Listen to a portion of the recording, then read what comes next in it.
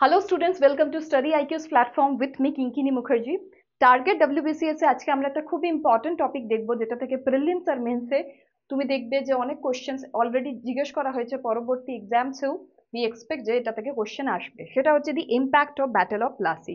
পলাশী যুদ্ধের কি ইম্প্যাক্ট ছিল ইন্ডিয়ার ইতিহাসে। তো স্টার্ট করা যাক আজকের class. Before we start the content, আমরা একটা জিনিস দেখবো, সেটা হচ্ছে যে কি কি আজকে আমরা পড়বো। ফার্স্ট হচ্ছে overview of the battle of Plassey, battle of Palashi related যে যে জিনিস আমাদের জানা দরকার, রাইট।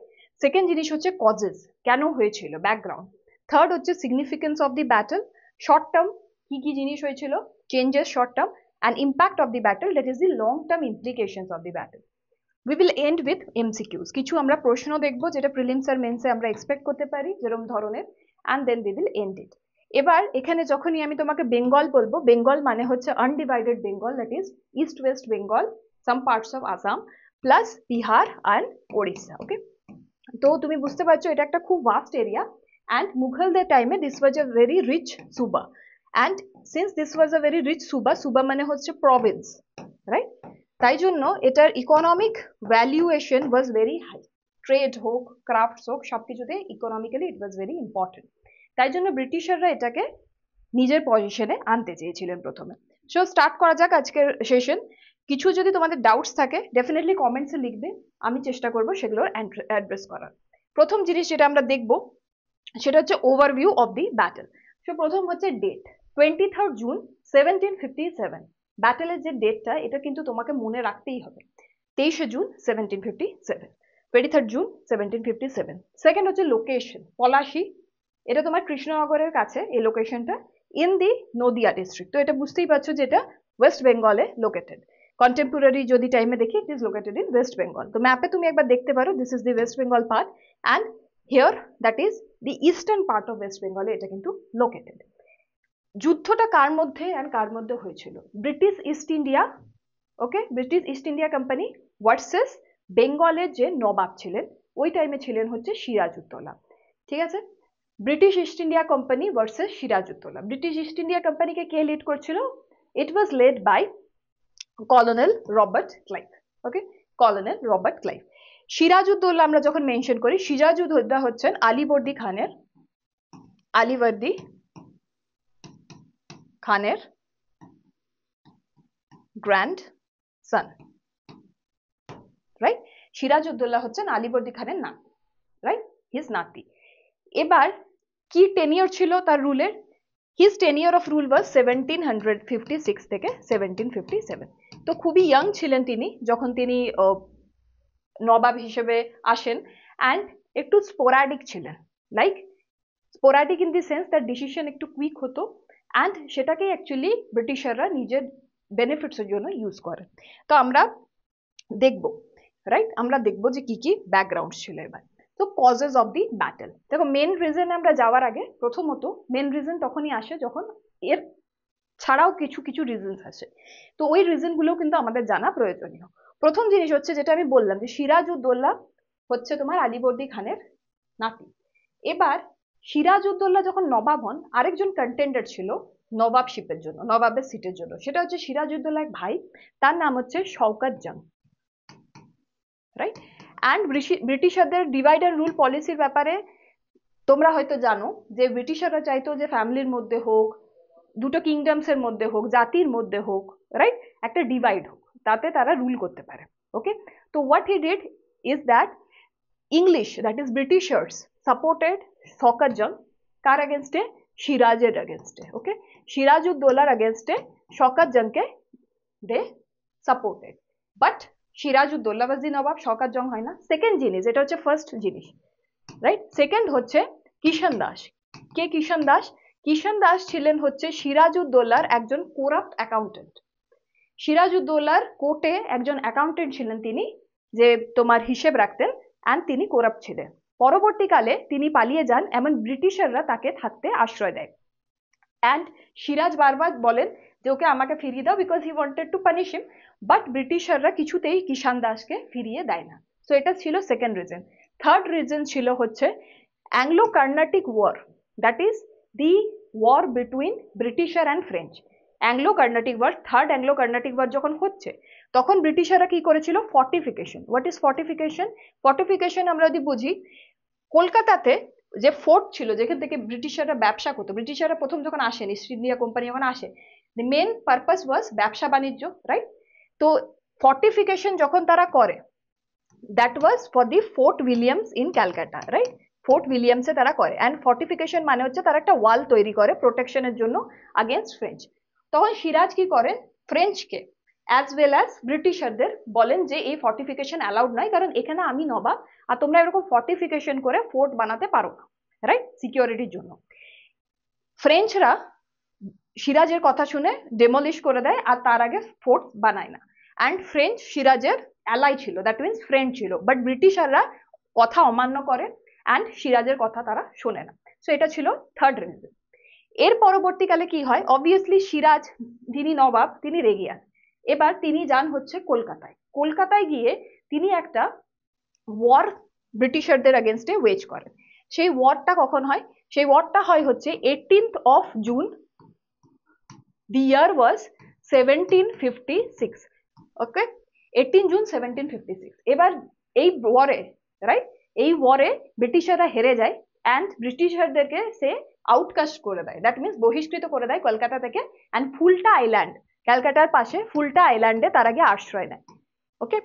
অ্যান্ড অলসো তার পরবর্তীকালে কি হয়, যে ব্রিটিশাররা থাকে ক্যালকাটাতে, তাদেরকে তিনি একটা প্রিজনের মধ্যে কনফাইন করেন, অ্যাপ্রক্সিমেটলি 146 প্লাস, ওকে, 120 to 146 ব্রিটিশার্স ছিলেন ইস্ট ইন্ডিয়া কোম্পানির যারা তোমার কাজ করতেন, তাদেরকে ওখানে কনফাইন করে একটা প্রিজনের মধ্যে, একটা জেলের মধ্যে। এই ইনসিডেন্টটা হয় হচ্ছে 20th জুন 1756। এবার যখন ফোর্ট উইলিয়ামসের মধ্যে ওই প্রিজনটা ছিল, অ্যান্ড ওই প্রিজনে যখন তাদেরকে বন্ধ করে, প্রিজনটা এতই ছোট ছিল যে অনেকে মারা যায়। এবার কতজন এক্স্যাক্টলি মারা গেছিল উই ডোন্ট নো, যদিও হওয়েল যে এই পার্টিকুলার ইনসিডেন্টটাকে ন্যারেট করেছে, রাইট, তিনি বলেন যে 120-র বেশি লোক মারা গেছিল, কিন্তু এটা কোয়েশ্চেনেবল। সো হওয়েল ওখানে প্রেজেন্ট ছিলেন। Howell was part of the Calcutta প্রেসিডেন্সির একজন মেম্বার ছিলেন। তো হওয়েল 20 জুন 1756 যে ইনসিডেন্টটা হয়, এটাকে বলা হয় ব্ল্যাক হোল ইনসিডেন্ট, ওকে? সো তুমি বুঝতে পারছো যে একটা টোটাল এনিমিটি, শত্রুতা ডেভেলপড হয় এরপর। In the meantime Sirajuddaulah কি করেন? ক্যালকাটার নাম চেঞ্জ করে দেন, ক্যালকাটার নাম চেঞ্জ করে আলীনগর তার নাম রাখেন। অ্যান্ড আলীনগরের গভর্নর ইলেক্ট করেন মানিক চাঁদকে, অ্যান্ড তিনি ফিরে যান মুর্শিদাবাদ। সিরাজউদ্দৌলা আলীনগর, দ্যাট ইজ ক্যালকাটার নাম চেঞ্জ করে আলীনগর রাখেন, মানিক চাঁদকে ওখানে গভর্নর ইলেক্ট করেন, দেন তিনি ফিরে যান। কোথায় ফিরে যান? মুর্শিদাবাদ, রাইট। এরপরে কি হয়? এরপরে হচ্ছে ব্রিটিশাররা ট্রেড করতে চায়। ব্রিটিশাররা যখন ট্রেড করতে চায়, তারা কি করতো? প্রথমে তারা চেষ্টা করতো যুদ্ধ করার, যুদ্ধে হেরে গেলে তখন তারা প্লিড করতো। তুমি যে কোনো যুদ্ধ যখন দেখবে ব্রিটিশারদের, অ্যাংলো কার্নাটিক হোক, মাইসোর হোক, মারাঠা হোক, বেঙ্গল হোক, প্রথমে দেখবে তারা যুদ্ধ করতো। যদি তারা না পারতো যুদ্ধে জিততে, তখন তারা কি করতো? প্লিড করতো, রাইট, যে আমাদেরকে এই কনসেশন দেওয়া হোক, আমরা ট্রেড করতে চাই। তো সেম ভাবে ব্রিটিশাররা কি করেন? প্লিড করেন। কি করে করেন? ম্যাড্রাস থেকে চেন্নাই, যেটা এখন, তখন ম্যাড্রাস বলা হতো, ম্যাড্রাস থেকে admiral Watson, okay, admiral Watson and colonel Robert Clive আসেন। অ্যান্ড রবার্ট ক্লাইভ আসার পর, অ্যাডমাইরাল ওয়াটসন আর রবার্ট ক্লাইভ আসার পরে তারা একটা ট্রিটি সাইন করেন সিরাজউদ্দৌলার সাথে, তাতে তাদের যে পজিশন আছে সেগুলো রিইনস্টেট করা হয়, আবার তাদের ফেরত দেওয়া হয়।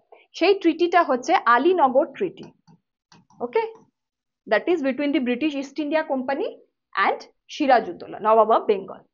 এটাও খুব ইম্পর্টেন্ট, এটাও প্রশ্নে আসতে পারে। আলীনগর ট্রিটি বা sign between Sirajuddaulah and hmm? British East India Company. কোন সালে হয়? এটা হচ্ছে 1757 হয়, ফেব্রুয়ারিতে হয়, ওকে, ফেব্রুয়ারি 1757, রাইট। এরপরে কি হয়? তাদের যে পজিশন ছিল, তাদের যে অ্যাসেট ছিল, তাদেরকে ওটা ফিরিয়ে দেওয়া হয়, তারা আবার ট্রেডের জন্য আসে।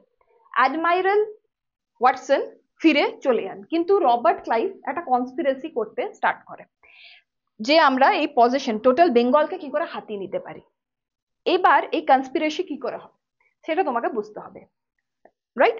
তো প্রথম হচ্ছে যে কারা কারা কনস্পিরেসির পার্ট ছিল। প্রথম ইন পার্সন যাকে আমরা মনে করব সে হচ্ছে মীর জাফর, মীর জাফর, রাইট। সেকেন্ড হচ্ছে মানিক চাঁদ, রাইট। থার্ড হচ্ছে রায়দুল্লাহ, ফোর্থ হচ্ছে জগৎ শেঠ, অ্যান্ড ফিফথ হচ্ছে উমি চাঁদ।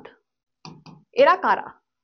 মীর জাফর হচ্ছে কমান্ডার, আর্মির যে কমান্ডার ছিলেন সিরাজউদ্দৌলার, আর্মির কমান্ডার ছিলেন মীর জাফর, রাইট। মানিক চাঁদ, মানিক চাঁদ কে ছিলেন? মানিক চাঁদ ছিলেন হচ্ছে আলীনগর, দ্যাট ইজ ক্যালকাটার গভর্নর, রাইট, প্রথমে আমি বললাম। থার্ড হচ্ছে রায়দুল্লভ, তিনি ছিলেন জমিদার বর্ধমানের। জগৎ শেঠ ছিলেন একজন ব্যাংকার যে লোন দিতেন, রাইট, রিচ ছিলেন।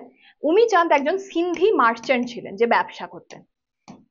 এবার রবার্ট ক্লাইভ আর এই যে লোকগুলোর আমরা দেখছি যে দিস অল পার্সনস, তাদের মধ্যে যে কমিউনিকেশন করতো, মেডিয়েটর যে ছিল, তিনি উমি চাঁদ ছিলেন, দি সিন্ধি মার্চেন্ট। ওকে ওকে, রবার্ট ক্লাইভ আর এই বাকি যে চারজনের আমরা দেখছি। এবার তারা কেন যুদ্ধে সাপোর্ট করবে, তাদেরকে তুমি কি দিচ্ছ সেটা মনে রাখতে হবে। মীর জাফর কমান্ডার ছিলেন আর্মির, তাকে Britisher that is Robert Clive বললেন যে তোমাকে আমি নবাব করে দেবো যদি তুমি আমাকে সাপোর্ট করো, আমরা যদি জিতি। সেকেন্ড হচ্ছে মানিক চাঁদ, তিনি কি ছিলেন? গভর্নর ক্যালকাটার, আলীনগরের। তাকে কি বললেন, তাকে বললেন হচ্ছে যে আমরা যদি জিততে পারি তাহলে তোমাকে কমান্ডার করে দেবো আর্মির, right. Commander is a bigger post than the governor. Then Raidurlabh, যিনি জমিদার ছিলেন বর্ধমানে, তাকে বললেন তোমাকে জমিদারি দেব 24 পরগনার আর চিত্তাগংয়ের, রাইট। চিত্তাগং অ্যান্ড 24 পরগনার জমিদারি যদি আমরা জিততে পারি তাহলে দেবো যদি আমাকে সাপোর্ট করো। জগৎ শেঠকে what he offered? rupees, and also Umi চাঁদকেও rupees, ওকে, পয়সা অফার করলেন। সো এই যে পার্টিকুলার লোকগুলো তারা তখন রবার্ট ক্লাইভের সাথে চলে এলেন, বাট তারা সিরাজকে বিট্রে করবে, okay, in battle of Plassey. So main reason কি ছিল? Sirajuddaulah thoughted the plan of British to expand the control of the territory of Bengal, যেটা প্রথমে আমরা দেখলাম যে possession of Bengal was their main concern. কিন্তু ইস্ট ইন্ডিয়া কোম্পানি যখন ভারতে প্রথম আসে তারা কিন্তু ব্যবসা করতে চেয়েছিল, পরে যখন তারা দেখে অ্যাডমিনিস্ট্রেশনে অ্যান্ড এম্পায়ারের মধ্যে নিজেদের মধ্যেই এদের মানে বন্ধুত্ব নেই কিংবা অ্যালাইনেস নেই, তখন তারা এটাকে মিস ইউটিলাইজ করা স্টার্ট করে। সেকেন্ড জিনিস এখানে, তাহলে এই যে 5টা লোকের সাথে রবার্ট ক্লাইভের যে ট্রিটি তো বলা যেতে পারে না, মানে যে ধরো একটা টাইপের যে বন্ধুত্ব হলো যে আমরা এই অফার করব তাহলে তুমি আমাকে সাপোর্ট করো, এইটার পার্সপেক্টিভে তারা সাপোর্ট করলো। And Mir Jafar was the commander of the army, তাহলে Sirajuddaulah was definitely bound to lose the battle. Also you should remember only 32,000 troops ছিল রবার্ট ক্লাইভের, বাট সিরাজউদ্দৌলার কাছে অনেক ট্রুপস ছিল। Still Robert Clive managed to win because the army of Shiraz and the commander Mir Jafar betrayed Shiraz, তাকে ধোকা দেয়। and later Mir Jafaরের যে ছেলে ছিল মিরন, MIRAN, killed Sirajuddaula, ওকে। এরপরে যা হওয়ার ছিল what he promised they did, and Mir জাফরকে তারা নবাব বানিয়ে দিল। কিন্তু সিন্স মীর জাফরকে ব্রিটিশ নবাব বানালো, তো মীর জাফরের যে পাওয়ার ছিল ইনডাইরেক্টলি ব্রিটিশারদের কাছেই চলে এলো। তো ডিউ জিউরে পাওয়ার কার হাতে আছে? Mir Jafar, right. But who is the de facto ruler? British East India Company, here Robert Clive, since he was involved in it, right. So this was the factor. তারপরে কি হয়, এখানে আরেকটা জিনিস যেটা তোমার মনে রাখতে হবে সেটা হচ্ছে এই সব যখন আমরা দেখছি তখন বেঙ্গলে কিন্তু শুধু ব্রিটিশারদের প্রেজেন্স নেই, আরো অনেকের প্রেজেন্স ছিল। হু ওয়্যার দে? ব্রিটিশার তো আমরা দেখলাম, তাছাড়া ছিল ফ্রেঞ্চ, প্রথমেই আমি বলেছি যে ফ্রেঞ্চরাও প্রেজেন্ট ছিল, but French was the friend of Siraj, and French third Anglo Carnatic ওয়ারে হেরে যায়। তো ফ্রেঞ্চদের যে তোমার পাওয়ার ছিল সেটা এখানেই নালিফাই হয়ে গেল। And then there was Dutch also lost against the British East India Company in the Battle of Chinsura or Battle of Bedara, যে কোনো নামেই তুমি বলতে পারো, ওকে। সো ডাচদেরও যে তোমার পাওয়ার ছিল সেটাও নালিফাই হয়ে গেল, রাইট। অলসো তখন তোমার মুঘল এম্পায়ার তখন হচ্ছে Alamgir two. So Alamgir two কি করছেন তখন? আলমগীর টু প্রথমত দেখো, Bengal as a said you was a rich subah, and বেঙ্গলে সবসময়তেই মুর্শিদ কুলি খাঁ থেকে শুরু করে আলিবর্দি খাঁ দেন সিরাজ, দেবের পাওয়ারফুল। তো মুঘল এম্পায়াররা খুব একটা বেঙ্গলকে কিন্তু কন্ট্রোল করতে পারেনি, due to distance also and strong rulers. তো Alamgir two was very happy when Siraj lost, and সে তোমার রবার্ট ক্লাইভকে একটা টাইটেল দিল, being happy, that is the title was Sabut Jung. এটাও কিন্তু পরীক্ষার জন্য খুব ইম্পর্টেন্ট, SABTJUNG, সাবজং, যে যুদ্ধে জয়ী ওই হাস। পরবর্তীকালে আলমগীর টু ও রবার্ট ক্লাইভের থেকে পিসড অফ হয়, অ্যান্ড হি অলসো ট্রাইড কি সে অ্যাকুয়ার করতে পারে Bengal, but he fails. Okay, so এটা হচ্ছে তোমার total cause of the battle, right. এবার হচ্ছে সিগনিফিকেন্স অফ দি ব্যাটল, যেটা হচ্ছে জাস্ট শর্ট টার্মে কি চেঞ্জেস এলো। প্রথমত হচ্ছে যে Mir Zafar becomes the de jure ruler but de facto is the British। তার মানে কি, victory over British EIC, East India Company, over the Nawab of Bengal, and Mir Jafar comes, and it marked the beginning of British rule in India। তাহলে কি হলো, British রুলের যে start হলো সেটা এখান থেকেই হলো, বিকজ এরপরে তারা তোমার কাস্টমস ফ্রি এক্সটার্নাল ট্রেড করতে পারতো। Okay, customs free external trade, right? So Mir Jafar, who was the Nawab, allowed them what? Customs free external trade। তার জন্য একটা পারমিট দেয়া হতো যেটাকে বলা হয় দস্তক। তো এই দস্তক শো করলে ইস্ট ইন্ডিয়া কোম্পানি কাস্টম না দিয়েই এক্সটার্নাল ট্রেড করতে পারতো। তার মানে রাজাকে তার যে ট্যাক্সেস, কর, সেটা দেয়া বন্ধ হয়ে গেল। তাহলে কে বেনিফিট করছে? The East India company, right. And তারা রিসোর্সফুল হচ্ছে, সো তারা ট্রুপস, আর্মি সবকিছুই বিল্ড করতে পারছে। সেকেন্ড জিনিস হচ্ছে যে যেহেতু British started having control over the Bengal through Mir Jafar, তারা আরেকটা জিনিস কি করতে শুরু করে, অ্যাডমিনিস্ট্রেশনে টেক পার্ট করতে শুরু করে। এর আগে পর্যন্ত তুমি যখনই দেখবে Britishers were mostly involved in trade, এরপরে ব্রিটিশাররা অ্যাডমিনিস্ট্রেশন, ল মেকিং, কি কি চেঞ্জেস আসবে এগুলোতেও ব্রিটিশাররা টেক পার্ট করতে শুরু করলো। ওকে, পরবর্তীকালে 1760-তে মীর জাফরের সাথে তাদের কিছু প্রবলেম হয়, আর মীর জাফরকে হাঁটিয়ে তারা মীর কাসিমকে governor, that is nawab of Bengal বানিয়ে দেয়। ওকে, নবাব অফ বেঙ্গল বানিয়ে দেয়। তো বেসিক্যালি টোটাল পাওয়ার, যে কে নবাব থাকবে, সে কি করবে, সব পাওয়ারই তাদের হাতে চলে এলো। পরবর্তীকালে কি হয়, 1764-এ তাদের আবার মীর কাসিমের সাথে প্রবলেম হয়নি, মীর জাফরকে আবার তারা নবাবশিপে আনে, অ্যান্ড মীর কাসিমের সাথে তাদের একটা যুদ্ধ হয়, যে যুদ্ধটাকে আমরা জানি খুব ফেমাসলি ব্যাটেল অফ বক্সার। তো সেটাও আমরা অন্য একদিন ক্লাসে দেখবো, আজকে স্কোপের বাইরে। So basically this is the short term significance. Long term significance কি হলো? So British became the dominant power in India, right.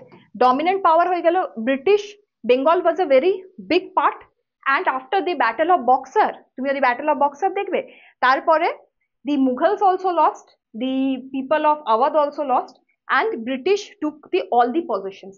এর পরবর্তীকালে British became the dominant power, because French, Dutch সবাই কিন্তু হেরে তারা ইন্ডিয়া, তার কোনো পজিশন খুবই মিনিমাম তাদের থাকলো, রাইট। অ্যান্ড ব্রিটিশাররা not only trade but also asset, that is land হোক, রেভিনিউ হোক, সবকিছুই হাতিয়ে নিল। Rise of British rule in India, of course তারপরে ব্রিটিশারদের নিজেদের অ্যাডমিনিস্ট্রেশন হোক, লজ হোক, কোর্টস হোক, এইসব বিল্ড করতে শুরু করলো। ওকে, অ্যান্ড 1772 অনওয়ার্ডস তুমি দেখবে ওয়ারেন হেস্টিংস যখন আসে, টোটাল কোডিফিকেশন, যে কিভাবে অ্যাডমিনিস্ট্রেশন হবে সেগুলো আমরা দেখতে পাই। And profound impact on Indian culture and society. So basically ব্রিটিশাররা এখানে ট্রেড করতে এসেছিল, to trade you need to have access to market, right. মার্কেটে যদি তোমাকে অ্যাক্সেস করতে হয়, তাহলে তুমি যেটা বেচতে চাইছো, the things you want to sell, সেরকম কাস্টমার থাকা উচিত। তাহলে তোমার নিজের যে টেস্ট, সেটা ওদের মধ্যে এমবাইব করতে হবে, and for that they started changing the Indian culture and society। okay, so this were the total overall impact, okay, and long term impact। এরপরে আমরা দেখব হচ্ছে যে 1947 পর্যন্ত, that is the era from 1757 থেকে 1947 পর্যন্ত ব্রিটিশাররা রুল করতে থাকবে, রাইট। ব্রিটিশাররা রুল করতে থাকবে। So this is the case in Bengal and this is the point battle of Palashi যেখানে ব্রিটিশাররা একটা খুবই ইম্পর্টেন্ট পাওয়ারে রাইজ করলো। Okay, so this is the holistic view. এটা যদি তুমি মনে রাখতে পারো, any question related to Sirajuddaulah, Robert Clive, battle of Palashi সবকিছুই তুমি উত্তর করতে পারবে। এবার আমরা তাহলে এমসিকিউ দেখব। So first question is what was the outcome of the battle of Plassey in 1757? প্রথম victory of the French? No. Victory of the British East India Company? Yes. Right? British East India Company commanded by who? Robert Clive. Right? Commanded by Colonel Robert Clive Bonnet. Victory of Mughal Empire? No.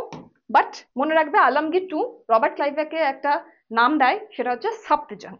Okay, stalemate, stalemate মানে হচ্ছে টাই, তো tie তো হয়নি, nawab Sirajuddaulah lost it and he was killed by Miral. তো এখানে answer হচ্ছে B. Second question হচ্ছে who was the nawab of Bengal defeated by the British forces at the battle of Plassey? কে ছিলেন তখন নবাব? সিরাজউদ্দৌলা ছিলেন, right? Sirajuddaulah, B is the correct one. এবার ব্যাটল অফ বক্সারে কে ছিলেন? এটাও তোমাকে মনে রাখতে হবে। ব্যাটল অফ বক্সারের সময় নবাব ছিলেন হচ্ছে মীর জাফর।